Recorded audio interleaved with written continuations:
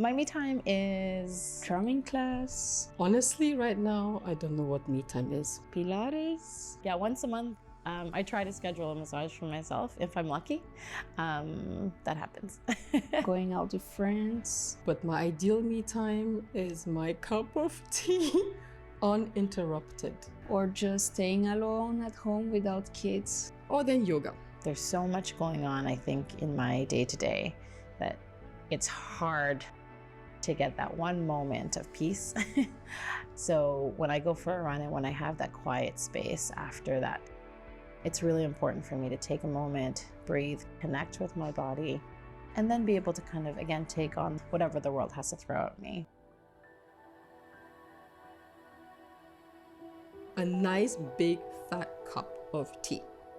From the moment I pour it into my cup, no one should talk to me. I just want to sit down and just relax and just have that first sip touch my soul. And I just need 5 minutes.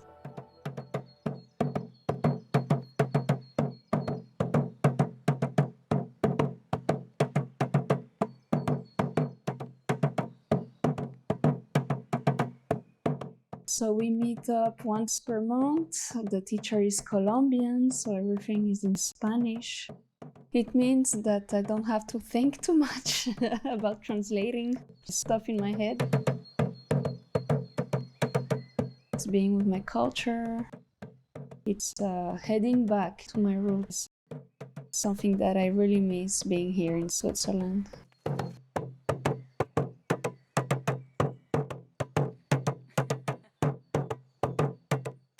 My husband and I decided to take over a daycare, our kids' daycare, which has been a big challenge. We also have twins. They don't stop moving, so I don't stop moving. For me, there's quite some distractions even when I'm running, my mind is moving. It's not quiet. Afterwards is where I just stop.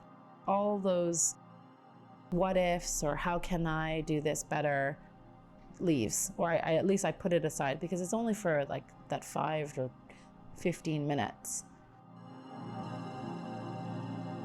I feel at peace. The whole world disappears.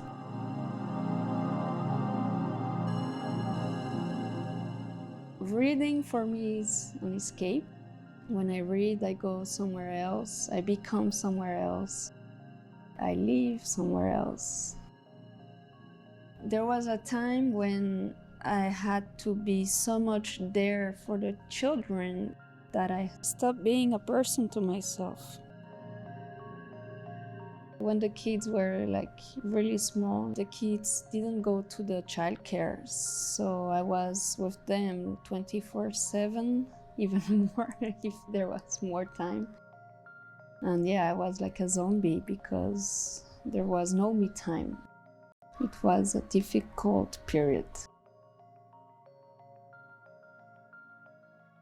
Getting into yoga, it's hard, but once you start getting into it, you feel much better. Like my body is all tensed up, so when I stretch, I feel good. So if I have baby, she thinks it's a game, so I use her as my prop. So one kid, I can handle. The big one, okay, go watch some TV. Yes, I'm that kind of mom sometimes. The second one, yeah, go play video games for a bit. And baby, you know what? I'll do sports with her. Or even better, I can nap with her sometimes. At the end, I feel refreshed. I feel relaxed. I'm working on my breathing a lot.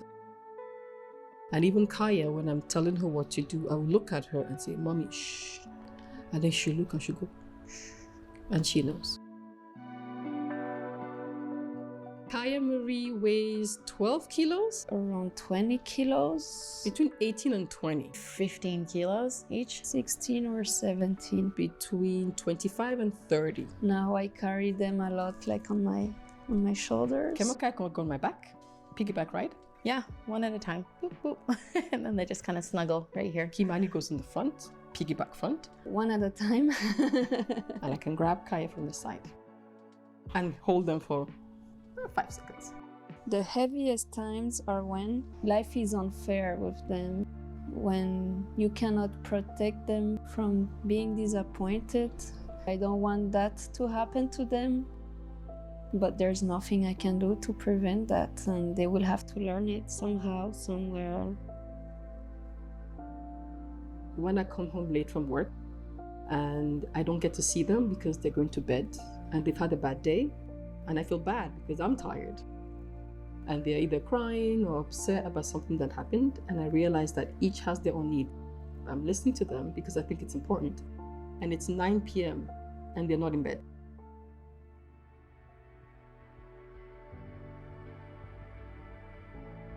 Sometimes it sucks. You're looking on social media, you're flicking through, and you're like, God, these people look perfect. That's not reality. And you just know, you're like, we're having a good day because you wanted to wear your Mickey Mouse shirt and you've got your shoes on and we're out the door, and that's a win. And I take that win, and I'm happy, And we didn't have a temper tantrum this morning, and that was amazing. And I'm happy with that, I think once you're comfortable as a mom and be like, well, listen, I'm happy. Like, my kids are happy. Things are moving along in a good direction, then I kind of don't care what the world is saying around me.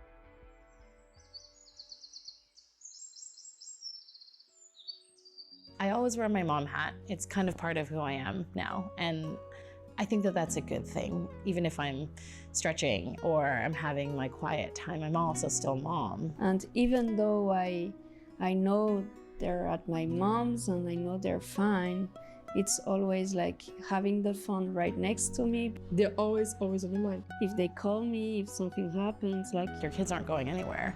they're on my mind. My mom says, until the day you die. But to be able to take that moment for yourself, I think that makes you a better mom.